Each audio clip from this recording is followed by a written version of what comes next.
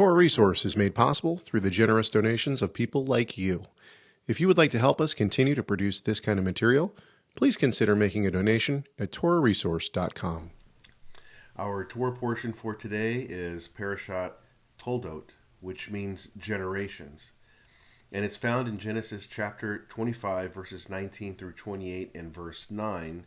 And we get the name from the first line in the Torah portion, chapter 25 and verse 19, when it says, "Now these are the generations of Isaac, Abraham's son. Abraham became the father of Isaac." So it says, now these are the records of the generations. That's where we get the word Toldot, which means generations. Now our apostolic portion that goes along with this passage is Hebrews 11, verses 17 through 22. So we are back in the Hall of Faith. We're back in that chapter of Hebrews that lists out all the heroes of the faith and why they are listed in this particular passage. And so let's go there to Hebrews 11, 17 through 22, and let's read this passage. "By faith Abraham, when he was tested, offered up Isaac, and he who had received the promises was offering up his only begotten son. It was he to whom it was said, 'In Isaac your descendants shall be called.' He considered that God is able to raise people from the dead, from which he also received him back as a type. By faith Isaac blessed Jacob and Esau, even regarding things to come. By faith Jacob, as he was dying, blessed each of the sons of Joseph and worshipped, leaning on the top of his staff. By faith Joseph, when he was dying, made mention of the exodus of the sons of Israel and gave orders concerning his bones." So now let's see how we can connect this passage to our Torah portion passage. So we see that Isaac is listed in the Hall of Faith. Now let's see why he is listed in the Hall of Faith. There are several things that we can think of offhand that would be the reason for him to be listed here. And we see one here at the beginning of the passage where it describes Abraham offering up Isaac. We know that Isaac wasn't a young child. He was an older young man who could have wrestled his father down when he tried to throw him on the altar to sacrifice him. But we know that Isaac willingly allowed his father to bind him, to put him on the heap of wood and allow himself to be sacrificed.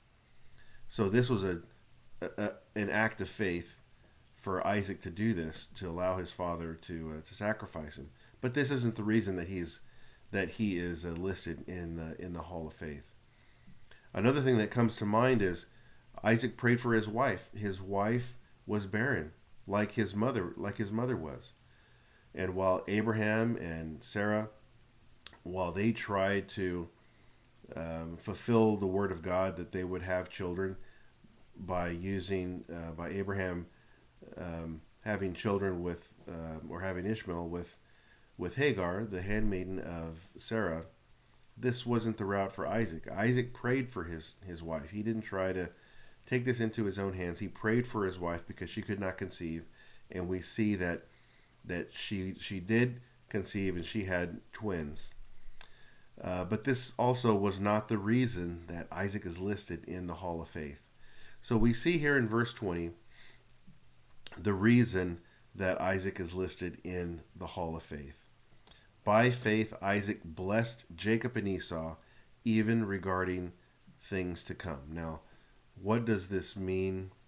Why is this a big deal to put this in the Hall of Faith? And so let's go to our connection in our Torah portion to get a better idea of what this is. Here's our connection in Genesis 27, verses 32 through 34. Now, this is the part of the story where Isaac has tricked his father, he's lied to his father, and he's gone through the plan that was devised by his mother for him to disguised himself as his brother Esau, whom it seems that Isaac favored, and he covered himself in animal hide to make it seem as if he was hairy like his brother Esau. His mother made a dish for him to share with his father, because this is what Esau was going to do. He was going to hunt. He was going to catch a deer and prepare his father's favorite dish.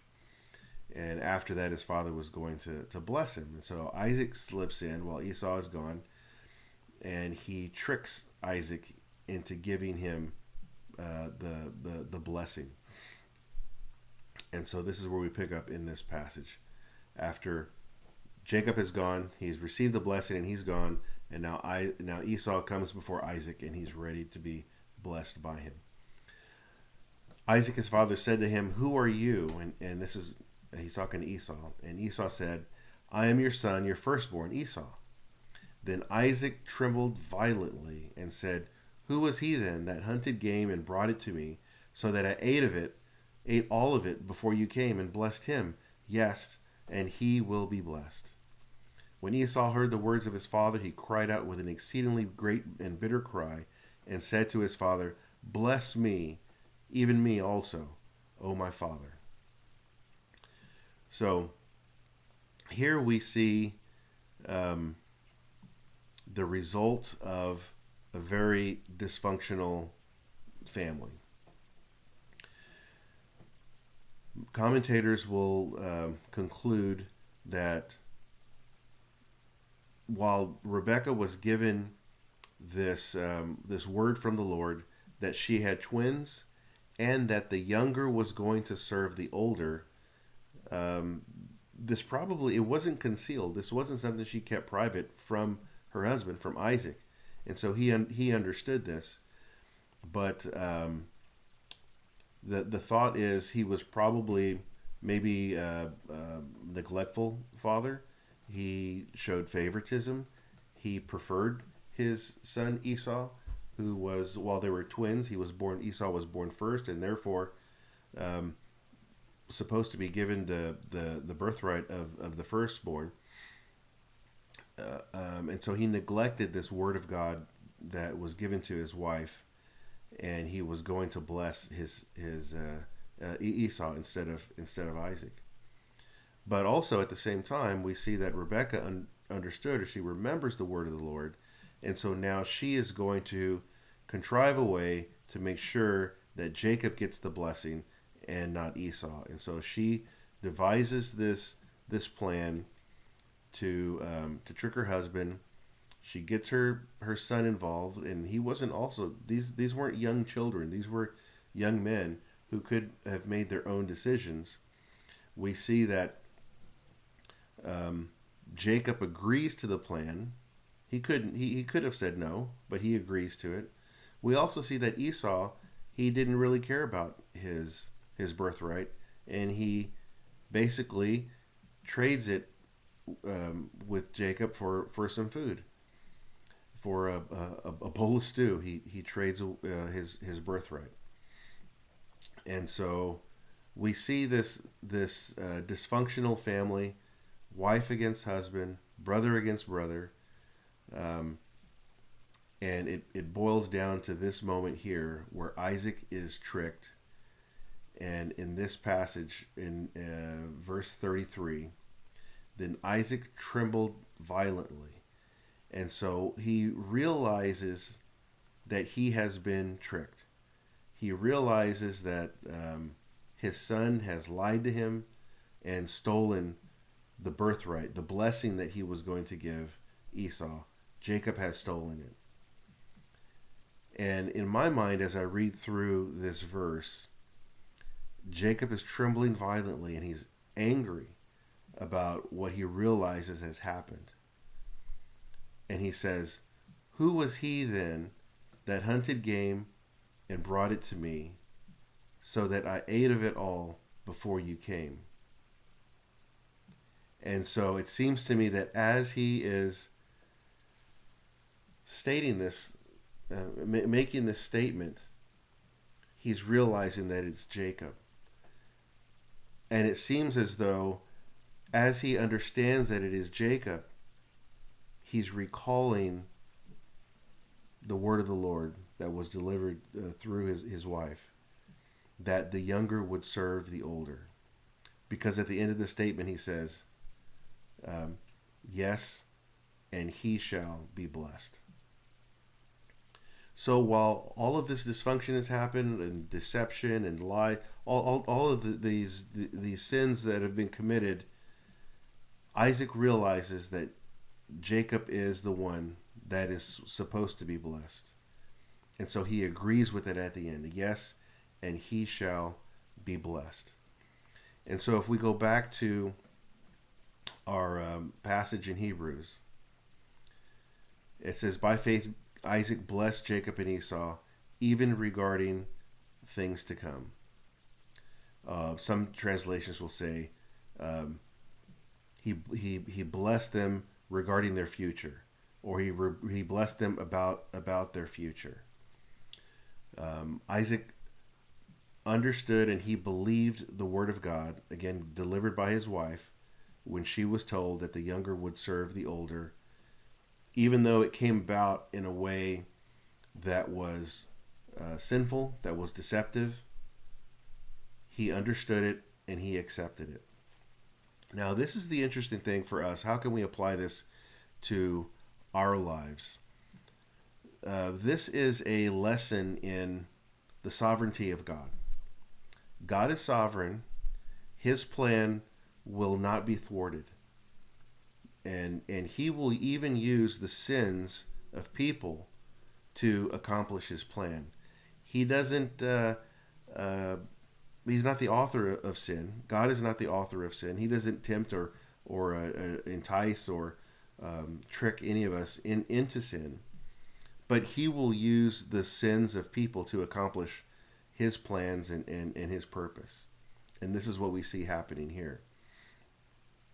Again, Rebekah devised a deceitful scheme. She didn't have to do that. She could have trusted in the Lord, knowing that he was going to handle this. She didn't have to take it into her own hands, but she does. We see that Jacob agreed to this plan and followed through with it. He didn't have to do that either. He could have trusted in the Lord, that the Lord was going to take care of this. But he also entered into this plan. So, one of the ways that we can apply this into our lives is to see, like Isaac, although sinful things may happen to us, we can see the hand of God using these things for our benefit. In Romans 8,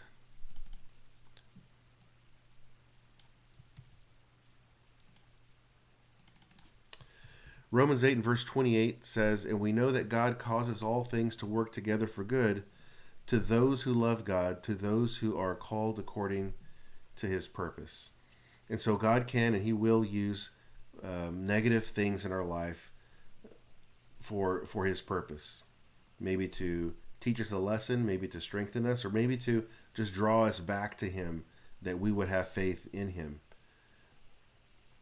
And this is the one of the takeaways for us. When you find that you've been done wrong, when you find that that maybe people have lied about you or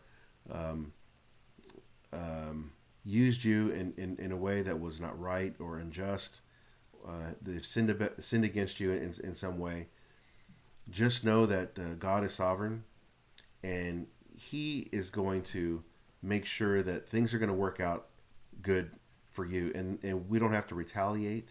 We don't have to try and find a way to make things happen. In fact, even though Jacob and Rebekah, they tricked Isaac and they got Jacob to get the right of the firstborn, they didn't go without paying for the consequences of what they did. In the passage, if we continue reading through the Torah portion, it seems as if Rebekah never sees Isaac again after he has to leave. She's never reunited with her son because of what he did. And Isaac, we see that Isaac lives a life that he's in fear, running from his brother. We see all the trouble that he goes through with Laban, and even at the end of his days, when he meets the Pharaoh, he says something about his life was hard, and so we see the consequence of his actions, and so therefore we don't need to sin in order to bring about what the Lord has promised. We need to trust that God is going to work things out in the way that He'll work these things out, and just trust in Him and have faith, as Isaac did when he was done wrong. Just believe that God is in control, and we don't have to retaliate, and we can just trust that His plan is never going to be thwarted.